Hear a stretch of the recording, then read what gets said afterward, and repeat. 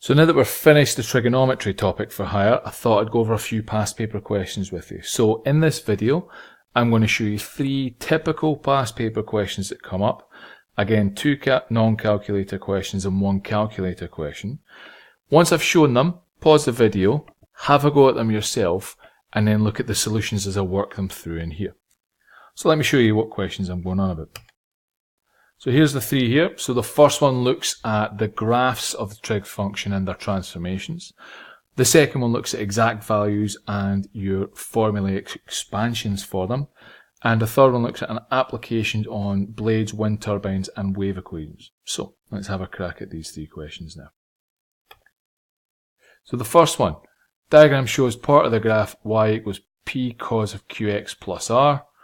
Write down the values of p, q and r. Now this sort of thing here is your typical transformation of trig curves, which we should know by now how to be able to do. We should know how each of the different transformations affects the graph and what we have to do to replicate it.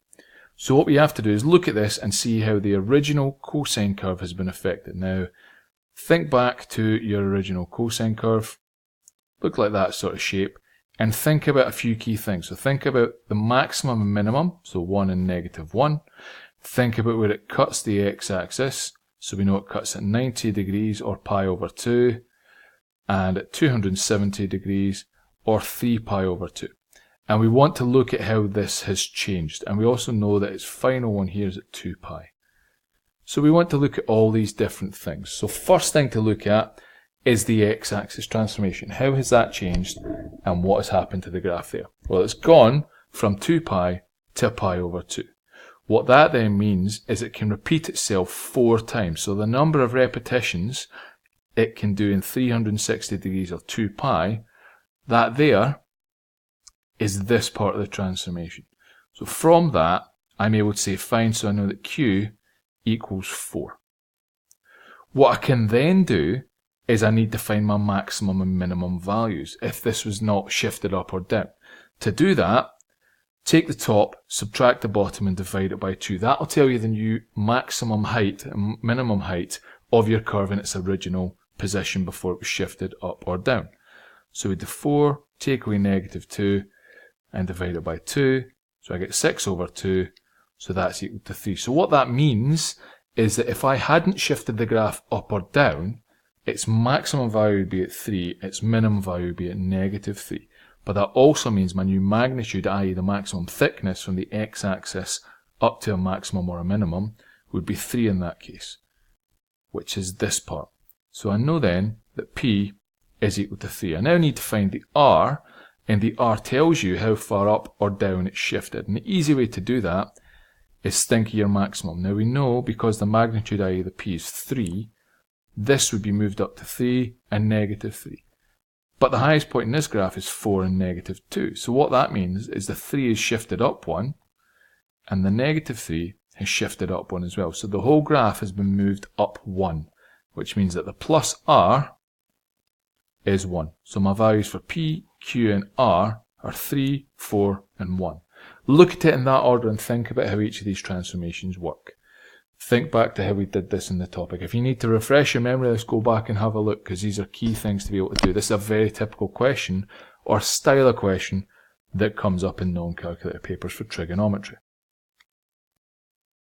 Second one, this triangle here, ABD, got 2 angles in it, a Q and a P. Length is shown in the diagram here, and I want to show the exact value of cos of Q minus P is equal to this.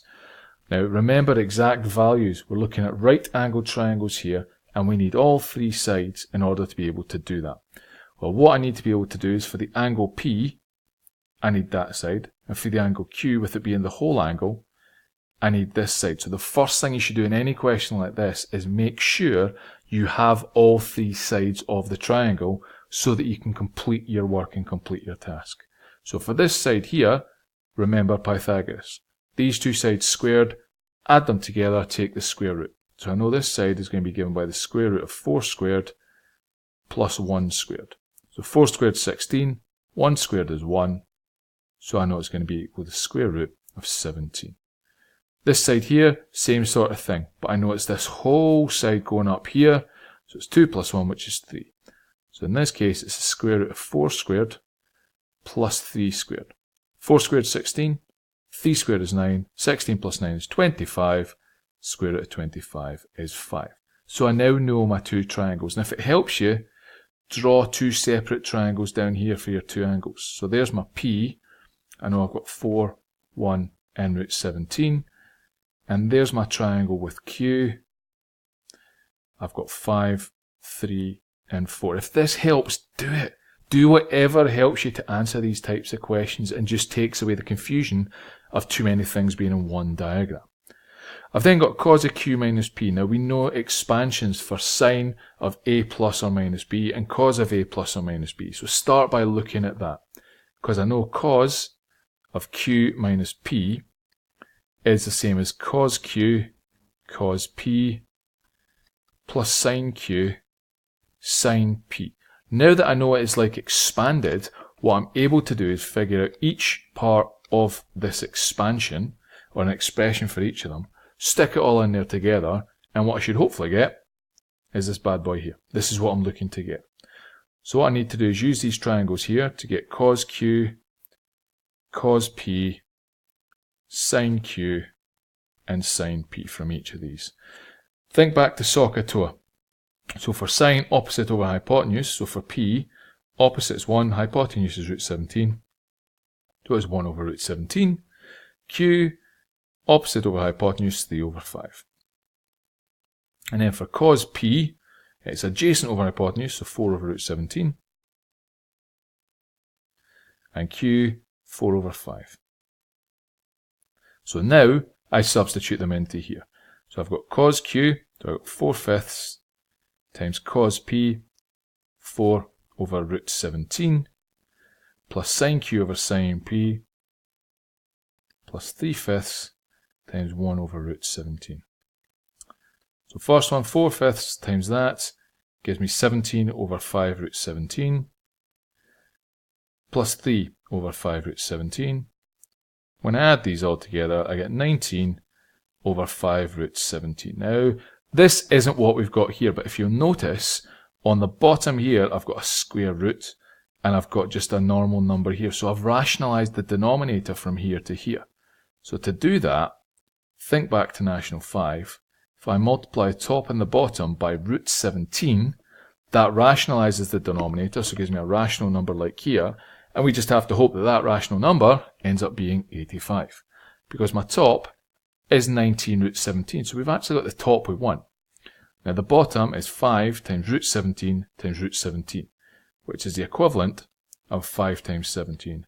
5 17s, lo and behold, 85. So my final answer, 19 root 17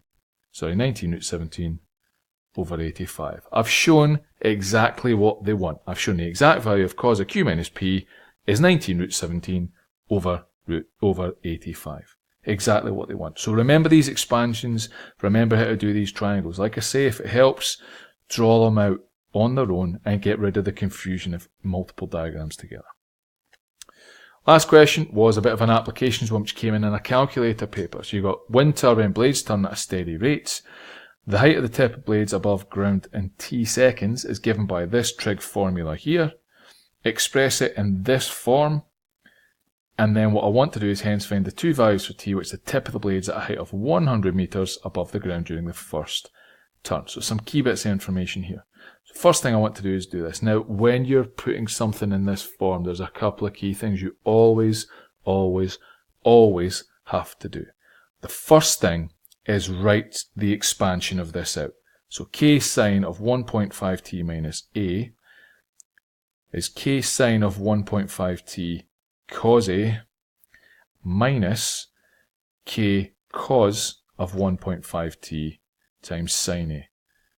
That there is 1 mark. If you don't explicitly write that out and state that value, or state that expression, sorry, you will lose a mark. So k sine of 1.5t minus a. That equals this. What you then have to do is equate the two parts. So what we want to do is take this and figure out what it is. So we need to look at the cos a with a k and the k sine a and figure out what they relate to in this equation here. So my k cos a from the first term relates to the coefficient of the sine A, which is 36, and my k sine A relates to the coefficient of the cosine part, which is 15. Again, that is a mark. If you do not explicitly state both of those, you will lose a mark for that. Alright, regardless of whether your working that follows is correct and you get the correct final expansion and answer, you have to state those two things explicitly. If you don't, you're going to cost yourself 2 easy marks which come as part of your working. So please don't make that mistake. What we then have to do is find A and find what the k is. Now k, we know is given by the square root of these two coefficients. So square root of 36 squared plus 15 squared. So square root of 36 squared plus 15 squared, fire it in your calculator. What you find is that k equals 39. To get the A, we know that tan A is sine over cos. So in this case, tan A is 15 over 36. Now, at this point, what we have to do is we have to figure out what quadrant it lies in. So what we know from this one, using our cast diagram, is that cos is positive, so it's here or here. Sine is positive, here or here. Tan is positive, here or here. This is the one where 3 solutions lie, so it's in our first solution. So when we take tan minus 1 of this, we will get our answer. We don't have to do any further calculations with it. We don't have to do 180 plus or minus it or anything like that. We get our answer. So we know that A is equal to tan minus 1 of 15 over 36, which in this case gives us 0.39479 and a whole spiel of stuff radians.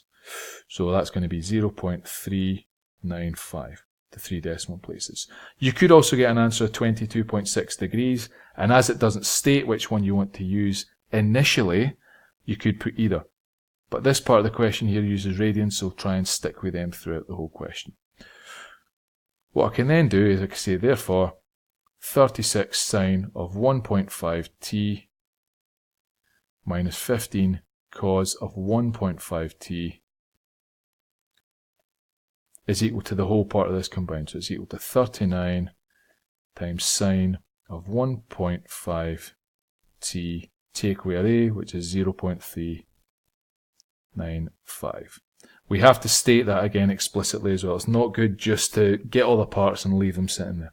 You have to explicitly state it in there. Now we know that that's equal to h. Second part is find the two values of t for which it's 100 metres above the ground. So at this point we know that h is equal to 100. Given that this is h plus the 65 here, because we know that this part here equates to what we've just calculated, what we can then say is 39 sine of 1.5t, take away our 0.395, plus the 65 is equal to 100. And then it's just a case of simple algebra. Shift this over and divide by 39, and you get sine of 1.5t, take away 0.395 equals 100, minus 65 divided by 39, so we get 35 over 39. See, at this stage here, this is just National 5 trigonometry calculations. The only difference is we're using radians here. You've been able to do this since National 5, so you should manage it. We then know that 1.5t minus 0.395 is equal to a sine minus 1 of that. So sine minus 1 of 35 over 39. Calculate this and then add the 0.395 on. What you end up getting is your two values of 1.5t are equal to 1.508 or 2.422 divided by 1.5, and you get that t equals 1.006 or 1.615. There's your two values. Now that is a typical A standard calculator question that comes up in the higher exam.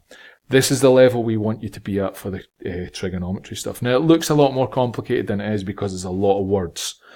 But I promise you, the basic skills that come in, your transformations that come in, and your expansions that we've covered in classes and lessons all come together, and actually this is fairly straightforward when you break it down.